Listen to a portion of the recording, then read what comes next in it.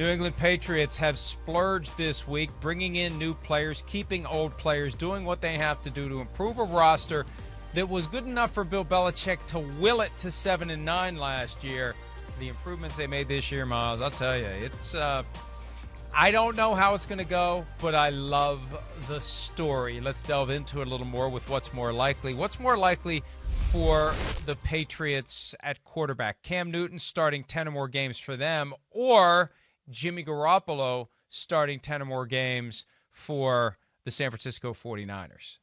What about Jimmy Garoppolo starting 10 or more games for the New England Patriots? Because if that were an option, I still might go there. I still don't see Cam Newton being the starting quarterback for that team for the entire season. Maybe it's week one. Maybe they're able to draft somebody and try to develop him wherever they are in that first round pecking order. It's hard for me to think that based on the way we saw Cam Newton play last year, where, yes, he was effective at times, but mostly with his legs, that's still the way they want to play here in 2021. I don't think that Cam Newton's going to start 10-plus games unless they don't have really any options. So I guess to answer the question, I think it's more likely that Jimmy Garoppolo starts 10 or more games for the 49ers. The 49ers were very interested in Mitchell Trubisky, which intrigued me from the perspective of what it would mean to Garoppolo when Trubisky goes to Buffalo and Joe Flacco lands on the radar screen for the 49ers. That's good news for Jimmy Garoppolo as it relates to holding on to his starting job, at least until there's a chance this is all a big ruse until they get Sam Darnold from the Jets, because I still think that is a possibility for the 49ers. It could be they get through round one of the draft and then go get Darnold from the Jets if the Jets take a Kyle Wilson, for example, with the second overall pick. I'm going to say it's more likely that Newton starts 10 or more for the Patriots.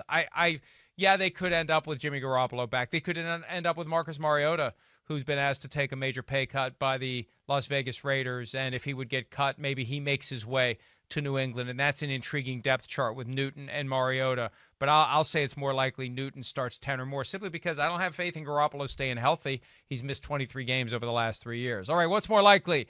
Russell Wilson starts fewer than 16 games for the Seahawks. By the way, he's never missed a game in his 9-year career. Or Mitchell Trubisky starts at least one game for the Buffalo Bills. What's more likely?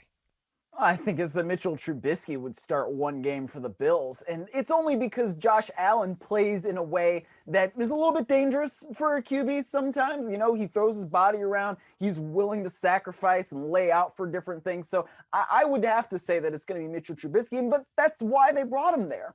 So that if, something happens to Josh Allen, then he can come in, Mitchell Trubisky can, and still at least run the offense pretty effectively. That's why they brought him there. And I think that, look, Russell Wilson is going to be the Seahawks quarterback this year. At least it seems that way right now. And if he's out there, then he's going to play. He's shown some real toughness in the past. I don't see him missing a game this year for them.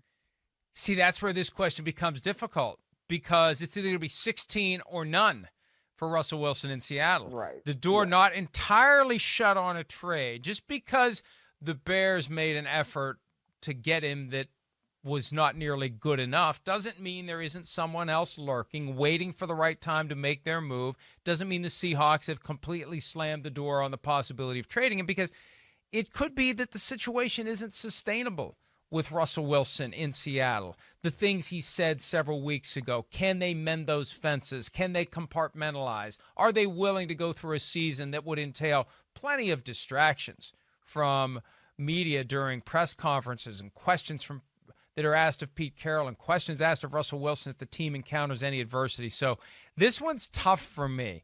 I'm going to go that it's more likely that Wilson starts fewer than 16, simply because there's still a lingering possibility he starts 0. All right,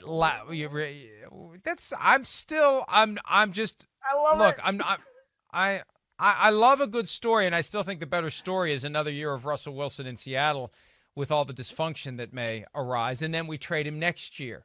Next year, the A topic can be, where does Russell Wilson go after a year of chaos in Seattle? So that's kind of what I'm rooting for now. I always root for chaos too, as long as nobody gets hurt. And in this situation, doesn't seem like anybody's getting hurt. Just gives us more things to talk about. I love it. Chaos is a ladder.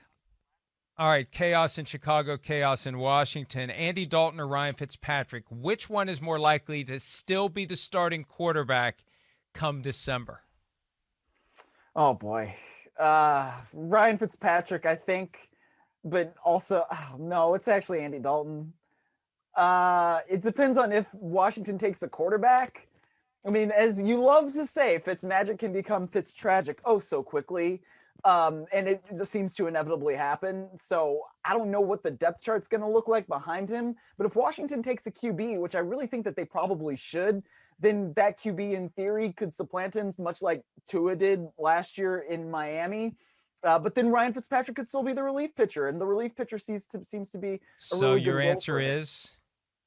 I think it's Andy Dalton, I guess, is still the starting quarterback in December, but I don't feel good about either of those options.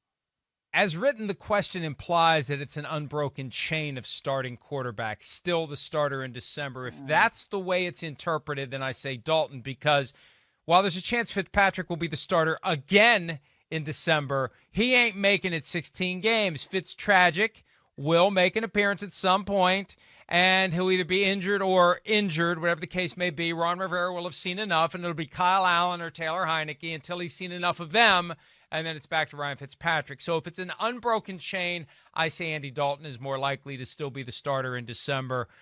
This is the tendency in me to push back against the popular narrative. The popular narrative that Andy Dalton sucks, I think, is wrong. And so I'm going to push back against it. And I think the Bears may be onto something here, especially with, as we discussed last hour, the reduced expectations. So I hate the thought, as a childhood Vikings fan, I hate the thought that I'm actually going to be rooting for the Bears this year. Well, if you don't love me now, you'll never love me again. I can still hear him saying you'll never break the chain. I just got to throw some Fleetwood Mac in there. You just kept talking about the chain, man.